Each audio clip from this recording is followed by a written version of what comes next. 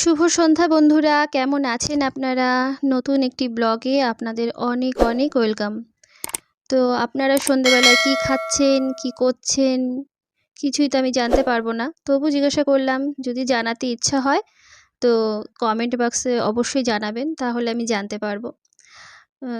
জানতে খুব ইচ্ছা হয় আপনারা কি করছেন না করছেন। আমার এই ছোট্ট পরিবারে আপনারা যুক্ত হয়ে যান। তো আজকে সকালে আমি মটর ভিজিয়েছিলাম, তো ভাবলাম ঘুগনি করব। সেইভাবে আমি মটর ভিজিয়েছি এবং প্রেশার কুকারে কী করেছি আমি আজকে মনে হচ্ছে একটা সিটি আমি বেশি দিয়ে ফেলেছি। কারণ মটরটা আমি সকাল থেকেই ভিজিয়ে রেখেছিলাম, তো আমার উচিত হয়নি বেশি সিটি দেওয়া। আমার 2টো সিটি দিলেই হয়ে যেত আমার যা মনে হচ্ছে। তো মটরগুলো গেছে আমার একদম নরম হয়ে গেছে একদম। কি করব, কিছু করার নেই।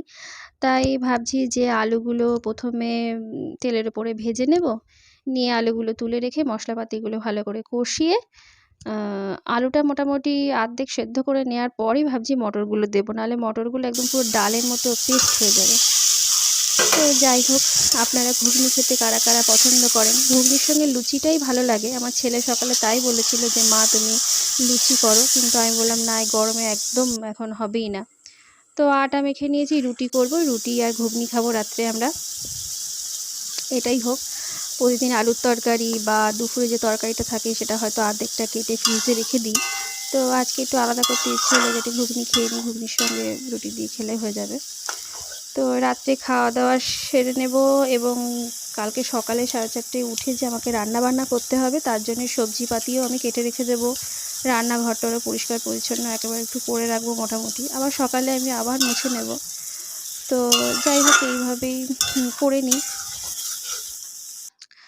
তো দেখুন, এবার কর্তামশাইকে আর আমার ছেলেকে দিয়ে দিই খাবারটা বেড়ে, তারপর ঘুমোতে চলে যাই।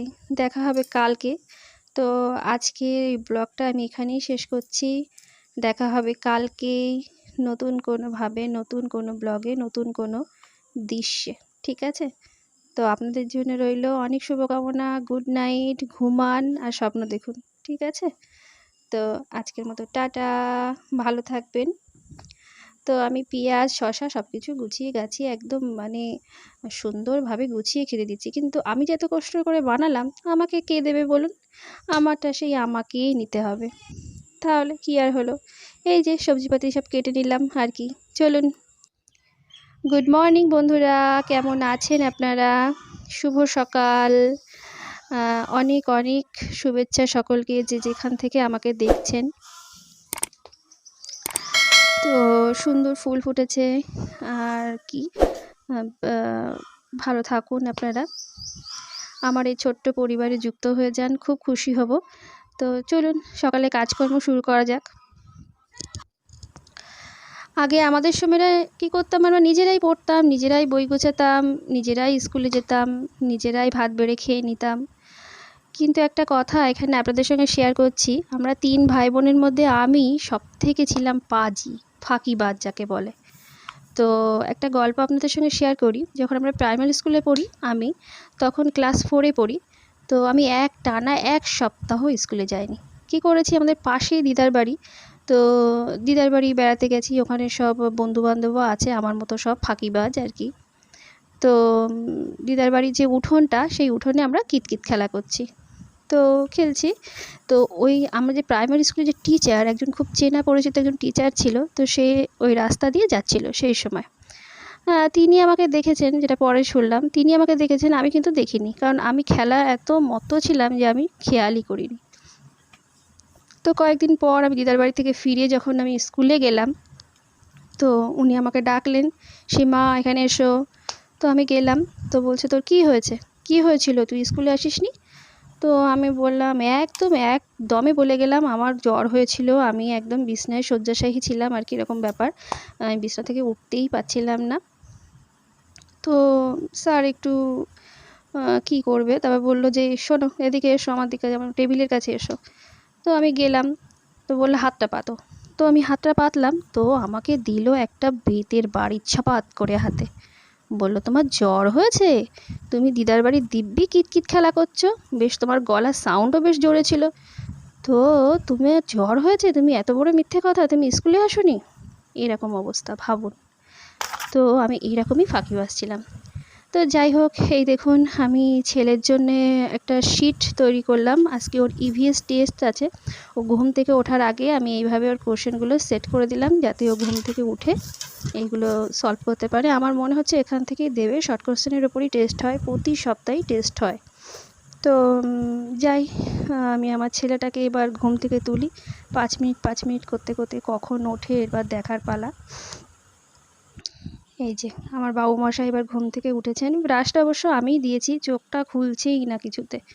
তো ব্রাশ ট্রাশ করে নিক, তারপর একটু পড়বে। ওই যে লেখাগুলো আমি দিলাম ওই লেখাগুলো বসে বসে পড়বে।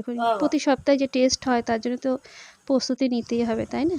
তো এখানেও ওই কোশ্চেনগুলোই সলভ করছে, আমি একবার এগুলো একটু দেখে নেব। তো চলুন টিফিনটা আমি এবার গুছিয়ে দিই। তো টিফিনে কি কি আছে দেখুন। তো চলুন দেখা যাক। সোনা তুই পড়াশোনা কর। তো টিফিন বক্সটা গুছিয়ে দিই। এখানেও একটা কথা বলি যে আমাদের সময় কিন্তু এরকম প্রপার টিফিন বক্স সুন্দর করে গুছিয়ে দেওয়া হতো না, সত্যি কথা যেটা। আমরা বাড়ি থেকে ভালো করে খেয়ে দিয়ে স্কুলে যেতাম, আর স্কুলে যাওয়ার আগে মার কাছ থেকে 50 পয়সা কি 1 টাকা আমাদের সময়, সেটা নিয়ে আমি স্কুলে যেতাম। এবার কি হতো, টিফিন বেলায় গেটের বাইরে যে সমস্ত কাকুরা আসতো, ঝালমুড়ি বা মটরের ছোট ছোট প্যাকেট এইসব, বা চাটনি, এইসব হাত বাড়িয়ে ওগুলো নেয়ার জন্য একেবারে হুড়োহুড়ি বেঁধে যেত। তো এগুলোই খেতাম। প্রপার জলের বোতলও নিয়ে যেতাম না, কলের মুখে হাত দিয়ে রাখতাম, দুটো হাত এক জায়গা করে জল খাবো বলে। কোনো বন্ধু মানে বান্ধবী আর কি যদি কল টেনে দিত, তো ঢকঢক করে জল খেয়ে নিতাম।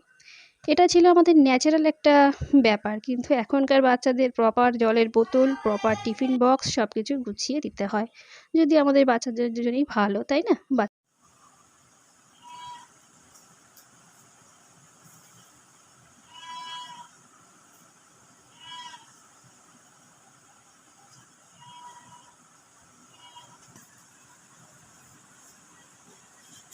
সব কিছু ঠিকঠাক নিয়েছিস তো? হ্যাঁ, আজকে আঁকাটা কমপ্লিট করে আসবি।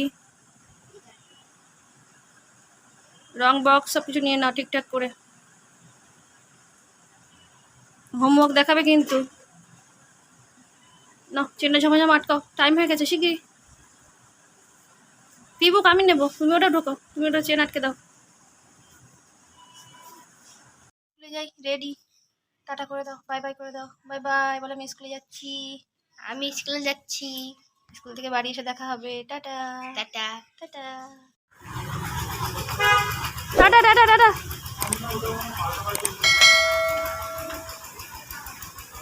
টাটা।